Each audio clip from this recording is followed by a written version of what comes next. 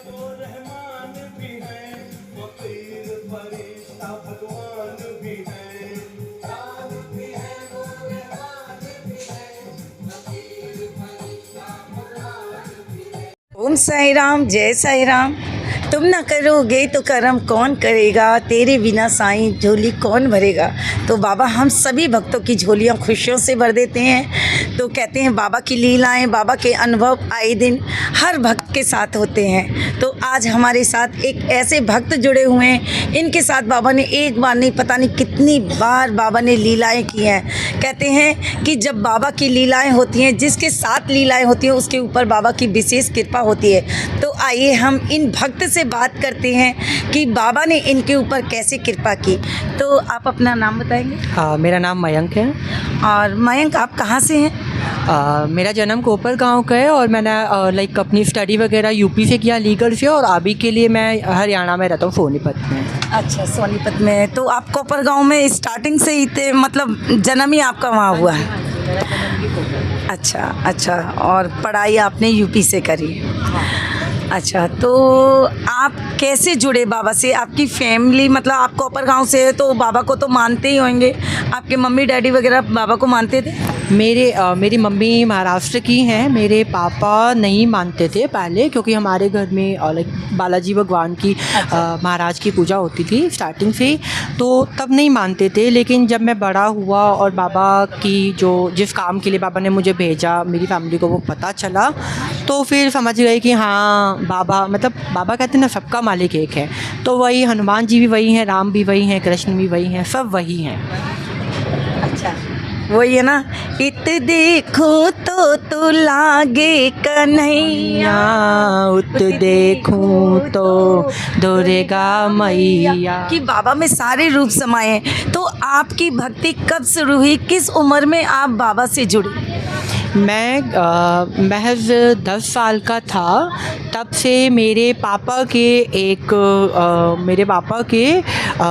चाचा जी हैं, मतलब मेरी मम्मी के चाचा ससुर जी, उनके घर में साईं बाबा की पूजा होती थी। और हमारे घर में स्टार्टिंग से बाबा की फ़ोटो थी, क्योंकि शादी यहाँ पे हुई, लाइक यूपी में हुई, तो वो लोग इतना अलाउड नहीं करते थे बाबा को मानना और समथिंग। तो तब प्रॉब्लम थी कि सब लोग कहते थे कौन है ये बाबा, ये तो मुसलमान हैं और ये क्यों करते हो तुम लोग, पागल हो, ये वो। तो मम्मी ने फिर ना एक तरफ उनको उठा के रख दिया था फ़ोटो को। बट जब मैं अपनी एज में आया 10 साल में, तो मैं साईं भजन संध्या में गया। वहाँ पे मुझे इतना छोटा सा बाबा का एक फ़ोटो मिला, जिसको देखते मुझे लगा ये मेरा जीवन है, मतलब कि मैं बाबा से आज से नहीं, न जाने कितने सालों से जुड़ा हुआ हैं। तो बाबा कहते हैं अब सागर से पार उतरने के लिए एक सदगुरु की ज़रूरत है, जिसने गुरु नहीं बनाया जीवन में वो अधूरा है। तो मैंने चुन लिया कि बाबा ही हैं, बाबा ही थे और बाबा ही रहेंगे।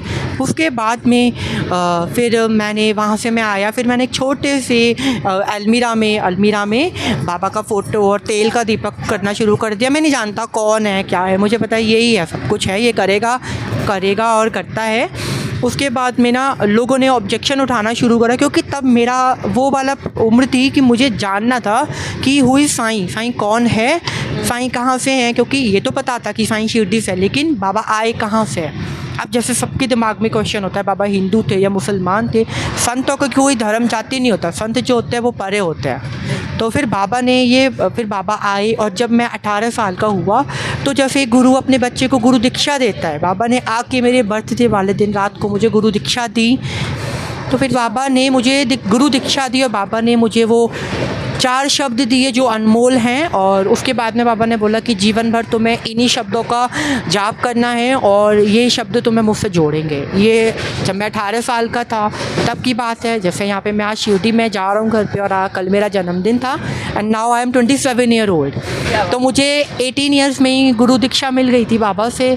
उसके बाद में मल्टीपल उतार चढ़ाव आए, अप्स एंड डाउन, लाइफ में भी, फैमिली में भी। मेरा साईं था, साईं है और साईं रहेगा। और सबसे बड़ी बात, एक बच्चे की स्टोरी है जिसका नाम है वैभव, और वो आज हमारे यहीं पे हमारे साथ है। हम उसको भी इंट्रोड्यूस कराएंगे। उसको गेहूं से एलर्जी थी, उसने कभी लाइफ में ना बचपन से अभी तक गेहूं नहीं खाया था। ठीक है, और उसने मल्टीपल उपचार किए और उसका कहीं भी उसने लाखों रुपए, और उसके मम्मी पापा ने, मैं नहीं जानता था, मेरे मामा जी हैं, मैं उनको नहीं जानता था कि वो कौन है, तब वो दूर के मामा जी हैं। तो मेरी फ्रेंड से गुड़गांव में मेरी मुलाकात हुई ऑफ़िस में, मैं कॉर्पोरेट ऑफिस में जॉब करता था, और वहाँ पे उससे मुलाकात हुई। उसने बोला मेरी मामी का लड़का है, मेरी मामी सास का लड़का, उसको गेहूँ से एलर्जी है। बाबा ने मुझे ये आशीर्वाद दिया है, जैसे बाबा औषधि से इलाज करते थे, तो मैं, बाबा मुझे बताते इसके लिए ये इलाज है, तुझे बताना है, और वो होगा, और वही होता भी है, आज तक का है। फिर बाबा ने, मैंने पहली बार उसने मेरे को देखा, हमारी वीडियो कॉल पे बात हुई, अननोन थे ये लोग हमारे, मेरे लिए और मैं इनके लिए। इसने बोला मम्मी नहीं होगा, जब इतनी दुनिया नहीं कर पाई तो ये क्या कर पाएगा। मैंने बोला नहीं मामी मैं नहीं कर पाऊँगा। उसके बाद में मतलब नहीं आंटी मैं नहीं कर पाऊँगा, तब तो मामी भी नहीं बोलता था। फिर उसके बाद में बाबा ने बोला नहीं सब होगा, तो आशीर्वाद दे। बाबा ने जो बताया मैंने इस बच्चे को बताया, और अपने हाथ से बाबा का 11 वचन पढ़ के, बाबा का महामंत्र पढ़ के मैंने इस बच्चे को अपने हाथ से अन्न खिलाया। उस दिन का आज दिन है, ये अन्न आराम से आटा खा सकता है गेहूं का, और इसको कोई प्रॉब्लम नहीं है, बाबा की दया से ठीक है। इस बच्चे को ना वीट की एलर्जी थी, ये 17 ईयर्स का था, और 17 साल तक इसने गेहूं का आटा नहीं खाया। और ये गेहूं, सूजी, मैदा, अगर इसकी मम्मी ने इतना स्ट्रगल किया है इसके लिए, बहुत ज़्यादा स्ट्रगल किया है, उनकी बातें सुन के मुझे रोना आ जाता है। और बाबा ने मुझे बताया, या फिर रैंडमली मेरी बात हुई थी, और मैंने बोला ठीक है मामी आप मेरे पास इसको भेजो। फिर ये गुड़गांव आया था मेरे से मिलने, और उसके बाद में फिर ये गया। फिर बाबा को मैंने बोला पापा आप इसके साथ रहना। फिर जिस दिन इसको बाबा ने वो उपाय करने के लिए मुझे बताया था कि इसको ये उपाय करना है, तो उस दिन बाबा इसके घर में ही थे, पूरे घर में सुगंध थी उस दिन बाबा की। बाबा ने अपना प्रेजेंस दिखाया, ये बोला कि मैं यहीं पे हूँ, तू चिंता ना कर। क्योंकि दूसरे के, जब कोई अननोन बंदा होता है वो हमारे लिए दूसरा ही होता है, तो उसको अभी कोई बीमार व्यक्ति है और मैं ये गारंटी ले लूँ कि नहीं बाबा सही कर देंगे मेरे द्वारा या किसी के द्वारा, काम तो किसी के द्वारा ही होता है, कर्ता का भाव तो हमारे अंदर नहीं आना चाहिए। फिर बाबा ने ये बोला कि नहीं मैं कर दूँगा। मैंने बोला बाबा देखो मैं नहीं जानता, उनके बच्चे को कुछ भी हुआ तो सारा ब्लेम मेरे पे आ जाएगा। बाबा ने बोला नहीं मैं हूँ, तो 11 वचन पर मैंने उस दिन ऑफिस से छुट्टी ली इसके लिए, और बाबा की सारे दिन बाबा का नाम स्मरण करा, बाबा का जो बाबा ने नामदान दिया है वो नामदान का जाप किया। और शाम को मैंने पूछा कि इज़ ही ओके, तो मुझे जवाब आया हाँ ही परफेक्टली ओके। उस दिन के बाद में मैंने बोला पीठ दो ढिंढोरे दुनिया में हो गया वैभव ठीक। फिर बाबा जी की दया से वैभव ठीक हो गया, हमारे साथ है, शिरडी दूसरी बार आया है। ये क्या तू गेहूं का आटा त्याग देगा, गेहूं से बनी सूजी से बिस्किट कोई भी चीज़ नहीं खानी सिर्फ। तो इसकी मम्मी पापा ने मुझे, जब मैं फर्स्ट टाइम था, ये 3 इंटरवल में ये हुआ था, तो फर्स्ट टाइम जब हुआ था तो मैं गुड़गांव में था, तो मैंने आटा खाया था। फिर उसमें क्या होता था कि आपको जब आप आटा खाते हो तो आपको लूज मोशन रहता है सारे टाइम, पेट दर्द रहता है, शरीर बहुत ज़्यादा मतलब वीकनेस हो जाती है। सेकंड टाइम में था तब मैं गोहाना आ चुका था हरियाणा, तो उसके मम्मी पापा ने मुझे, जैसे इसको बेटा है ऐसे ही मेरे को मानते हैं, अभी वो मेरे मामी मामा है, मेरे मामी मामा से ज़्यादा है मेरे लिए, और मेरे पेरेंट्स से भी, मेरे पेरेंट्स की तरह ही मेरा ध्यान रखते हैं, सपोर्ट करते हैं। और मामी तो मतलब मामी, और जैसे मैं पापा के बिना नहीं रह सकता, ऐसे मामी से बात करे बिना नहीं रह सकता, और वो भी उतना ही प्यार करती है मेरे से। तो फिर उन्होंने मुझे सपोर्ट करा। आपने अन्न त्यागा? फिर अन्न त्यागा 27 दिन में मैंने रागी का आटा, बाजरे का तो मुझे बनाना नहीं आता था, I am very good chef, मतलब कुक सॉरी, तो मैं बना लेता हूँ खाना, लेकिन मामी ने बना के भेजा मेरे लिए।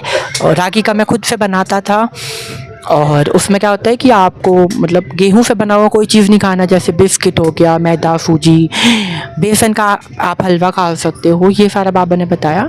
और बाबा को मैं, जो बाबा ने नामदान दिया है, उन चार जो शब्द हैं उनको बस एक बार बोलो, बाबा साक्षात आ जाते हैं, बाबा मन में है। बाबा कहते हैं मुझे बाहर मत ढूंढो, मैं अंदर हूँ, मैं अंदर हूँ, तुम मुझे उस मूर्ति में देखते हो, आप जहाँ पे भी हो, मैं अंदर हूँ, अंदर सोया हुआ हूँ, वही द्वार कमाई वाले पत्थर पे बैठ के मुझे जगाने की हिम्मत है तो अपने अंदर उस शक्ति को जगाओ।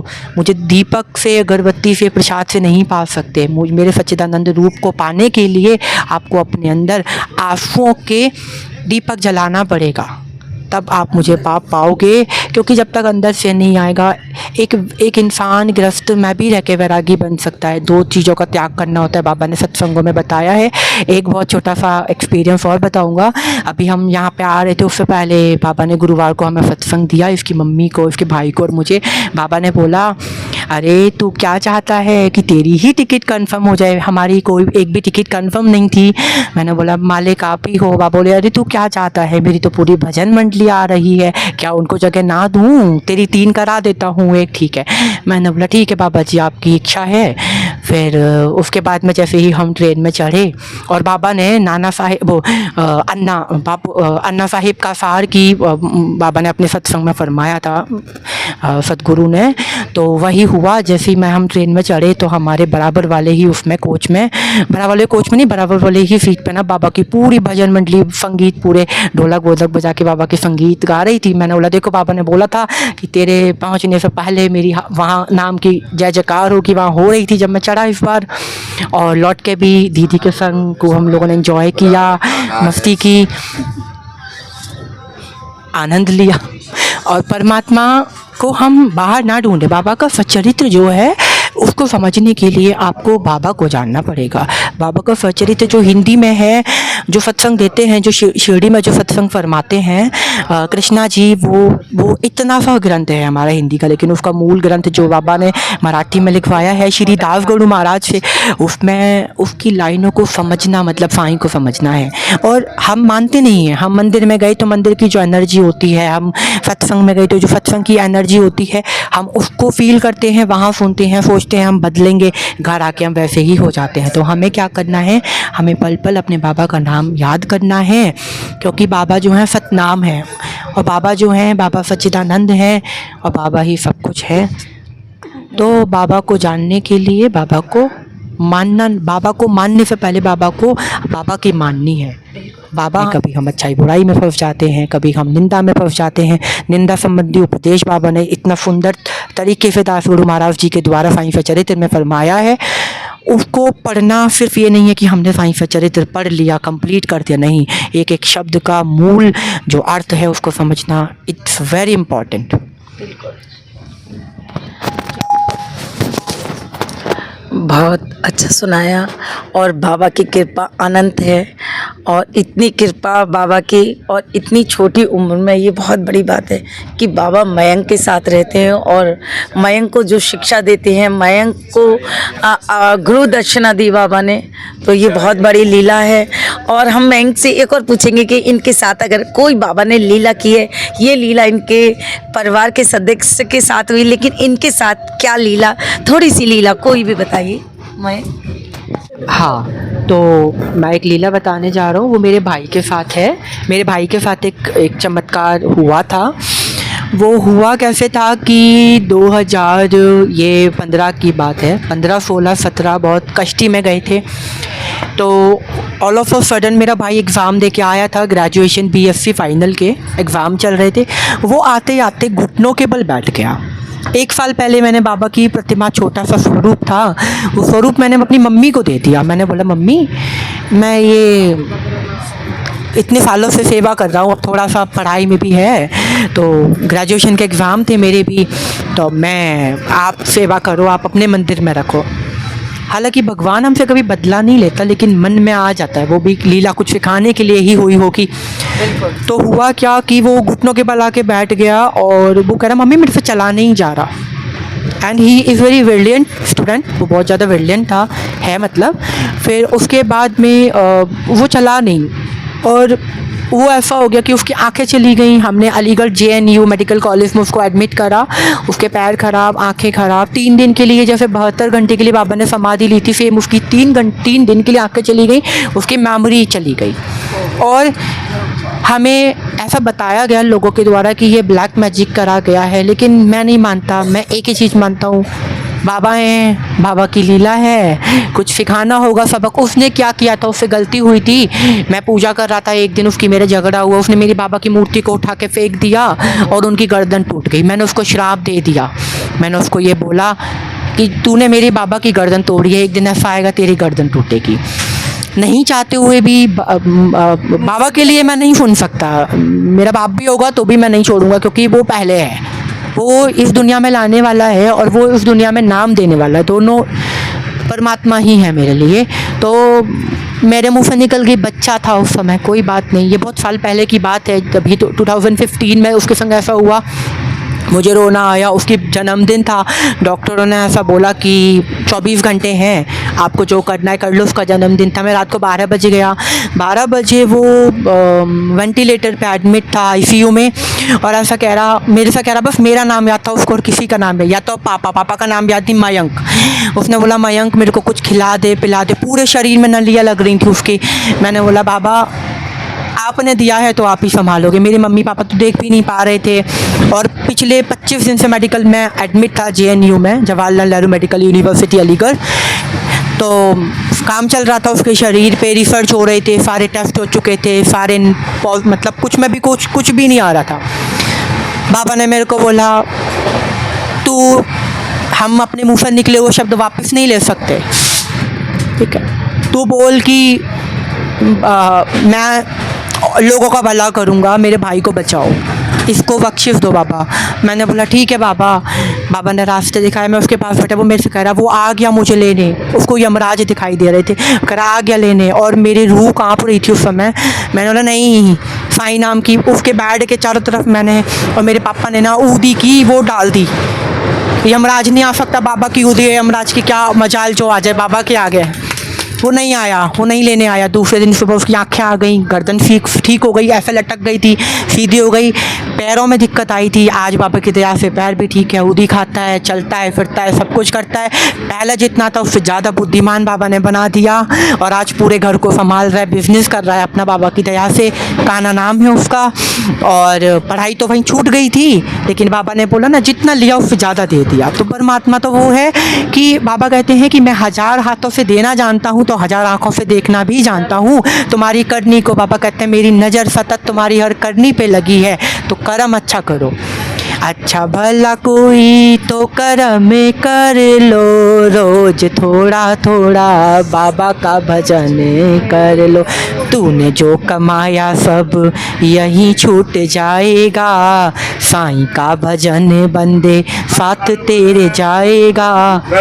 साईं मुक्ति दाता है न मन कर ले, श्रद्धा और सबूरी का। बाबा के 2 मूल मंत्र हैं, श्रद्धा और सबूरी। जिसने जान लिया वो तर गया, वरना बाबा कहते हैं पूरी दुनिया भ्रम है, पूरी दुनिया भ्रम है। हम बैठे हैं, हम जा रहे हैं, हम नहीं जा रहे, हम नहीं कर रहे, वो करवा रहा है। वो 6 बार बुलाएगा हम 6 बार जाएंगे, वो 1,00,000 बार बुलाएगा हम 1,00,000 बार जाएंगे। ऐसे भी भक्त हैं जो मेरे से कहते हैं हम शिरडी जा रहे हो, दुआ लगा देना, मेरे को बुला ले। मैं कहता हूँ तुम्हारे भाव नहीं है, जिस दिन भाव आ गए बाबा 10 मिनट भी नहीं बैठने देंगे, चल ट्रेन तैयार है, जा घुस जा ट्रेन में। ऐसा भी होता है। पिछली बार मैं शिरडी आया, मथुरा स्टेशन पर रुका हुआ था, मेरे को मेरा भाई फ़ोन कर रहा है, मैं मथुरा में पहुंचा नहीं था, राय पे मथुरा से पहले राया है, वहाँ पर रेल का फाटक है, वहाँ पे फाटक बंद हो गया। हम आधे घंटे खड़े रहे। मैंने बोला मेरे आंखों से आंसू, मैंने 10 दिन पहले ऑफिस की छुट्टी ली, महीनों पहले बुकिंग कराई, सब कुछ कराया। मैंने बोला सब पे पानी फिर गया बाबा, कुछ नहीं हो सकता अब। उसके बाद क्या हुआ, बाबा ने 15 मिनट तक ट्रेन रोक दी, अब मैंने पैर रखा, ट्रेन चलती। ये सब चमत्कार ही तो। बहुत अच्छा। तो कहते हैं कि बाबा की लीला अपरंपार है, जिसके ऊपर बाबा की कृपा हो जाए उसको कोई क्या कर सकता है। वो पार ब्रह्म है, वो कुछ भी कर सकते हैं। कहते थे कि जब कोई भी द्वारका माई आता था, जो भी भक्त पे कोई भी प्रॉब्लम आती थी, बाबा पल नहीं लगाते थे। बाबा अपने बस एक ऊदी से, बाबा की ऊदी से ही सभी भक्त ठीक हो जाते थे। और आज हम बैंक से ये कहेंगे कि कुछ उन भक्तों के लिए कुछ बात बोलिए जो लोग बहुत ज़्यादा कंफ्यूज हो जाते हैं, बहुत ज़्यादा विश्वास नहीं कर पाते हैं, तो उन भक्तों के लिए आप मयंक क्या कहना चाहेंगे? मैं कहना चाहूँगा जैसे साईं सचरित्र में बाबा ने एक अध्याय में बताया है कि पेड़ पे लगे हर आम, हर जो बीज है वो फूल फल या जो पौधे नहीं वो फल नहीं बन सकते, उसी प्रकार हमारी भक्ति में भी हमें विश्वास रखना है। आज हम खाटू श्याम चले गए, कल हम वैष्णो देवी चले गए, पापा मना नहीं करते कहीं जाने के लिए, पापा कहते सारी जगह जाओ लेकिन दर्शन मेरे करो। जो मैं वहाँ खाटू श्याम बैठे हैं वो भी मैं हूँ, जो माता दुर्गा बैठी हैं वो भी मैं हूँ, जो ठाकुर जी हैं वो भी मैं हूँ, क्योंकि बाबा ही हैं। और हर साईं बच्चे को, हर साईं भक्त को अपने साईं में ही दर्शन करने चाहिए। क्यों? क्योंकि हमारा क्या है, आज हमारा साईं दर से काम नहीं बना तो फिर हम शनि दरबार चले गए, शनि दरबार से काम नहीं बना हम कहीं और चले गए, भटकते रहेंगे, फिर क्या होगा, अंत में हम दुविधा में फंस जाएंगे और यहीं भटकते भटकते दोबारा से शरीर छोड़ के, शरीर रूपी पोशाक छोड़ के दोबारा आना है, फिर नया जन्म लेना है। इस जन्म में दान नहीं करेंगे, फिर अगले जन्म में अच्छी भक्ति नहीं कर पाएंगे, विश्वास नहीं रख पाएंगे, अगले जन्म में किसी जैसे ये ट्रेनों में धक्के खा रहे हैं ऐसे हम भी धक्के खाएंगे। इसीलिए कहते हैं कि बाबा कहते हैं कि कहीं भी जाओ, मैं नहीं रोकता, किसी भी गुरु के सत्संग में जाओ, वहाँ पे मेरा दर्शन होना चाहिए, अनिवार्य है, अपने सद्गुरु का दर्शन ही करना अनिवार्य। दिल खुश हो गया, लगता है कि भक्ति आज भी जिंदा है, लोगों के अंदर है। ऐसी भक्ति अगर हर किसी के अंदर आ जाए तो पूरा संसार बदल जाए, सब साईं में हो जाए। तो मैं मयंक का बहुत शुक्रिया करूंगी कि इनके साथ बाबा ने अद्भुत लीलाएं की हैं और इनके ऊपर बाबा की असीम कृपा है। तो वैसे तो बाबा सब कुछ इन्हें देते हैं, लेकिन इनका इतना सुंदर अनुभव सुनकर आज मैं ये बाबा की ढेर सारी उदी हैं जो मैं मयंक को देना चाहूँगी। और बाबा की कृपा कहते हैं, जैसा भाव रहा जिन जन का वैसा रूप हुआ मेरे मन का, कि अगर हमारे भाव सच्चे हैं तो कहीं भी ईश्वर प्रकट हो सकते हैं, कहीं भी पहुंच जाते हैं। तो हम मयंक का शुक्रिया करेंगे। और मयंक कुछ बोलिए। एक छोटी सी कथा सुना चाहूँगा। बाबा ने सत्संग में फरमाया था कि मैं तुकाराम जी के बारे में बताना चाहूँगा। बाबा ने बताया था कि जो तुकाराम जी हैं उनकी जो बीवी हैं, एक बार उन्होंने तुकाराम जी घर में बाबा का मंदिर में जाते थे तो उन्होंने ना बहुत ज़्यादा रोक लगाई विट्ठल भगवान के लिए कि विट्ठल विट्ठल विट्ठला पांडुरंग विट्ठला। तो उन्होंने विट्ठल भगवान की उनको कीर्ति नहीं करनी थी। तब वो संत नहीं थे तुकाराम जी, और तुकाराम जी जब घर में करते थे आसन लगा के बैठ के बाबा का उनका ध्यान करते थे, पांडुरंग का, पंढरपुर वाले पांडुरंग का। तो उनकी बीबी ने बोला जाओ गन्ने बेच के आओ, सारे दिन हरि नाम कर रहे हो, हरि नाम खाने को नहीं देता। तो बाबा ने बोला है ना साईं चरित्र में मेरा हरि होगा तो घर बैठे मुझे देगा। तो वही बाबा ने बताया अपने सत्संग में फरमाया कि तो तुकाराम जी चले गए गन्ने का गट्ठल लेके, सुबह से शाम तक घूम के वापस आ गए, गन्ने नहीं बिके, बांध के चले गए। बांध के चले जाने के बाद में वो सुबह से शाम हो गई, एक गन्ना नहीं बिका, परेशान क्या खाएंगे। भक्ति का उदाहरण बाबा ने यहाँ प्रस्तुत किया है। तो जब वो आए शाम को तो गांव की मेड़ पे बच्चे खेल रहे थे, बच्चों ने बोला अरे काका गन्ना। अब संत तो संत ही होते हैं, संतों के हृदय में तो बच्चों के लिए, भक्तों के लिए असीम कृपा होती है। उन्होंने कहा ठीक है, एक गन्ना सबको बांट दिया फ्री में, एक गन्ना बचा। वो आए खिड़की बाहर, विट्ठल विट्ठल विट्ठला पांडुरंग विट्ठला नाम स्मरण करते करते जब वो आए वहाँ तो उनकी पत्नी ने ज़ोर से चिल्लाई, बड़े क्रूर स्वभाव की थी, बोली क्या बेच के आया है तू, क्या बिचा तेरे पास, ला पैसे दे। उसने बोला कुछ नहीं बिचा, कुछ भी नहीं बिका आज, बच्चों को दे। कहाँ गए गन्ने की, बच्चों को गाँव की मेड़ पे दे दे, हम क्या खाएंगे। वो चिल्ला के उसने वो गन्ना लेके और फिर में मारा। रास्ते में तुकाराम जी सोच रहे थे एक ही गन्ना है, खाने वाले 2 लोग हैं, कैसे खाएंगे। जब उसकी पत्नी ने घर आके और गेट पे अंदर भी नहीं घुसने दिया, डंडा मारा कि हरी तो तुझे खाने को देगा नहीं। फिर मैं डंडा मारा और गन्ने के 2 टुकड़े हो गए। तो तुकाराम जी ने अपनी पत्नी के चरण स्पर्श किए, बोले क्योंकि बाबा ने बोला है हर जीव में, हर इंसान में परमात्मा के दर्शन करना है। तो डंडा मारा पत्नी ने अब तुकाराम जी के सिर पे। तो उन्होंने बोला अरे मैं तो ये सोच रहा था कि खाने वाले 2 हैं और गन्ना 1 है, अच्छा है तूने भला कर दिया, हरी ने घर बैठे 2 कर दिए, 1 के तो 2 पीस हो गए। तो वही बाबा ने सिखाया कि भक्ति ऐसी है कि भक्ति के लिए हमें मंदिर मस्जिद गुरुद्वारे यहाँ भटकने की ज़रूरत नहीं है। हम जहाँ आसन लगाएंगे वहाँ हमारे लिए द्वार कमाई है, हम जहाँ ऊदी खाएंगे वहाँ हमारे लिए बाबा के भंडारे शुरू हो जाएंगे। ओम साई राम। ओम साई राम। और हमने मयंक के इतने अच्छे बाबा के एक्सपीरियंस हुए और मयंक के साथ बाबा की लीलाएं, और बाबा हरदम इनके साथ रहते हैं। जैसे इनके ऊपर बाबा ने कृपा की है वैसे ही हम सबके ऊपर कृपा करें। तो ओम साई राम, जय साई राम।